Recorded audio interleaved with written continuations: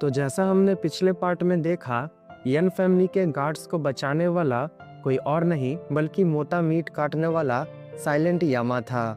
पर इससे पहले कि वो डोंगजुन को मार पाता, वहाँ ली आकर उसे बचा लेता है।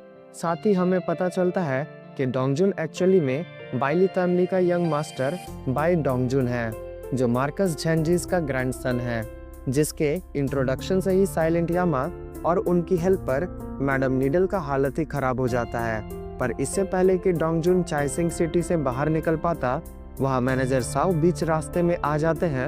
अब आगे मैनेजर साओ को देखकर बाई बोलती है, यंग मास्टर, ये तो वही आदमी है जो उस दिन बार में आया था।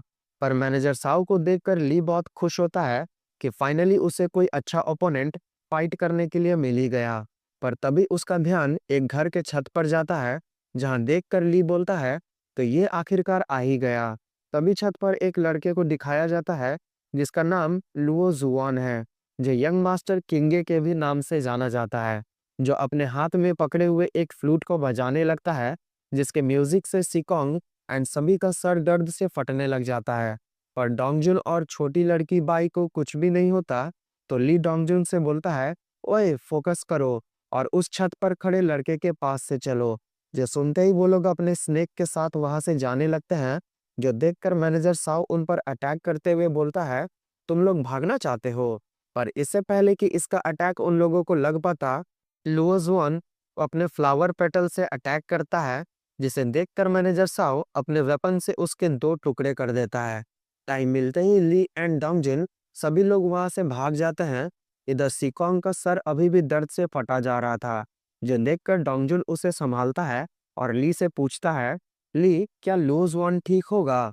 तो ली बोलता है, लूज वन को ड्रामेटिक एंट्री करने का शौक है, पर उसे अंडर एस्टिमेट करना पॉसिबल नहीं, इसलिए उसकी फिक्र मत करो, वो ठीक होगा। फिर बाई डोंगजुन से पूछती है, वैसे हम लोग कहाँ जा रहे हैं? तो डोंगजुन बताता है, हम लोग जीरुओ टेम्पल जा रहे हैं, जो इस सिटी के बाहर है। ये सुनकर ली बोलता है, वैसे तुम लोगों को अपने बारे में बात करना चाहिए कि तुम लोगों को क्या हुआ है। यह सुनकर तो डोंगजुन कंफ्यूज हो जाता है और सोचता है, भला हम लोगों को क्या हुआ। पर इससे पहले कि वो ली से कुछ पूछ पाता, ली बहुत तेजी से पेड़ों के ऊपर से कूदते हुए भागने लगता है। इधर मैनेजर साओ बोलता है, तो 8 में से 3 बाइली के यंग मास्टर्स यहाँ आ ही गए, पर क्या ये काफी है जिनान फैक्शन के राइजिंग फोर्स को रोकने के लिए? फिर एक पावरफुल स्लैश अटैक करता है, जिसे लुओ बहुत आराम से अपने फ्लूट से रोक देता है। ये देखकर मैनेजर साओ कूदते हुए एक स्ट्राइक करता है, पर लुओ तुरंत वहां से हट जाता है। पर छत का एक कॉर्नर एक केक की तरह कटकर अलग हो जाता है। फिर एक टॉर्नेडो की तरह घूमते हुए लुओ पर अगेन स्ट्राइक करता है, जिसे लुओ अपने फ्लूट से बीच में ही रोक देता है। पर मैनेजर साओ उस पर बहुत सारे अटैक्स करने लगता है, पर लुओ भी बहुत अच्छे से उन सभी को डॉज कर लेता है और एक पावरफुल अटैक करते हुए उसे खुद से दूर कर देता है। फिर भागते हुए एक घर के छत पर चढ़ जाता है और बोलता है, अगर 3 यंग मास्टर काफी नहीं है, तो 7 लोग कैसे रहेंगे? ये बोलकर वहां से चला जाता है।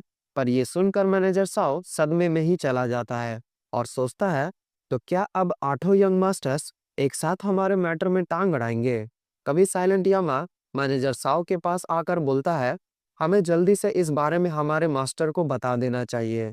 इधर डोंगजुन लोग सेफली जीरियो टेम्पल पहुंच जाते हैं, पर ली चिल्लाते हुए डोंगजुन को हिला हिला कर उसका बॉडी का सारा सिस्टम ही हिला देता है, क्योंकि डोंगजुन अपने फैमिली का टाइटल डीड लेकर घर से भाग गया था, और वो भी सिर्फ एक बार को ओपन करने के लिए। डोंगजुन को हिलने की वजह से चक्कर आता देख बाई जोर से ली के पैर पर एक किक कर देती है और बोलती है, छोड़ो मेरे मास्टर को। दर्द की वजह से ली बंदरों की तरह उछलने लग जाता है। फिर डोंगजिन खुद को संभालते हुए बोलता है, हम सिर्फ एक वाइन ब्रू करने वाला है, फाइटर नहीं है। तो ली बोलता है, इसमें इतना प्राउड फील करने वाला कौन सा बात है? कभी उसका नजर सिकोंग पर जाता है, जिसका हालत अभी भी खराब था।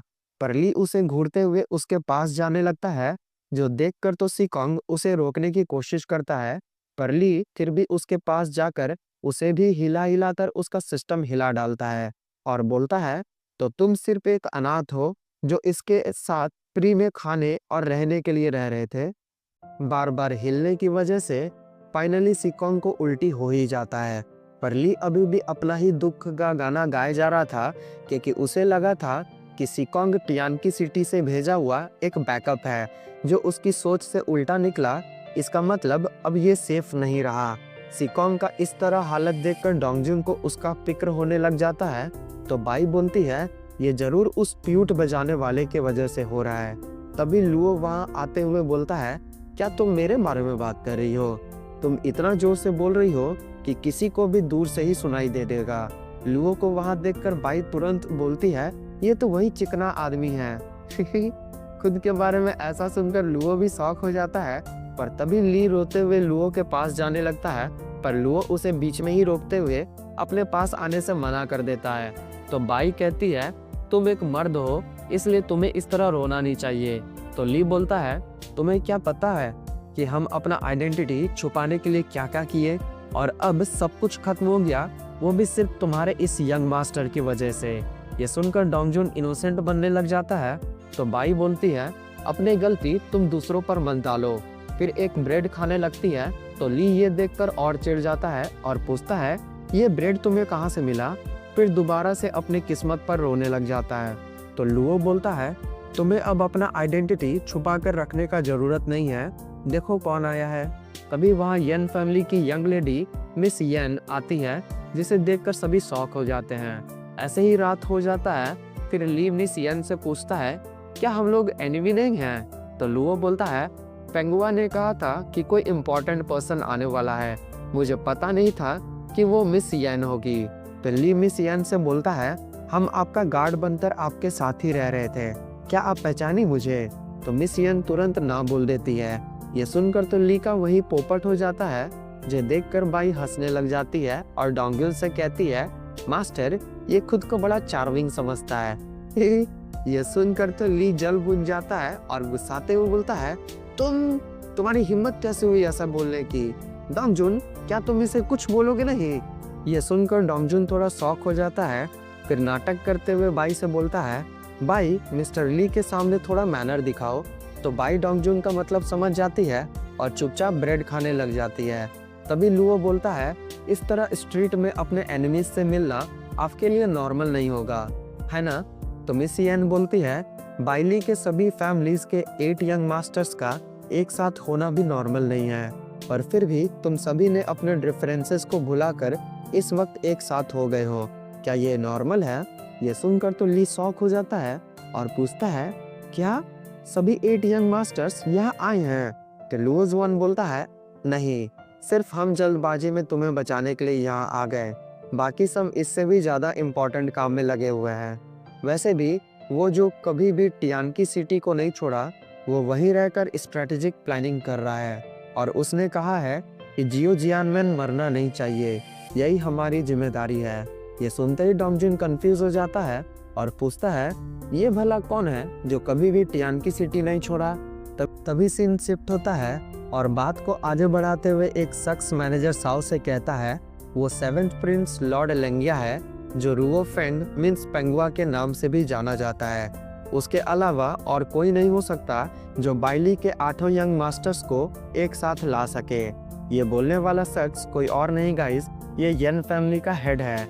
तो मैनेजर साओ बोलता है, फिर मास्टर हमारा प्लान? तो हेड बोलते हैं, तुम फिक्र मत करो, हमारा अलाई भी किसी से कम नहीं है, ऊपर से जो सपोर्ट वो हमें भेजा है वो भी बहुत कमाल का है।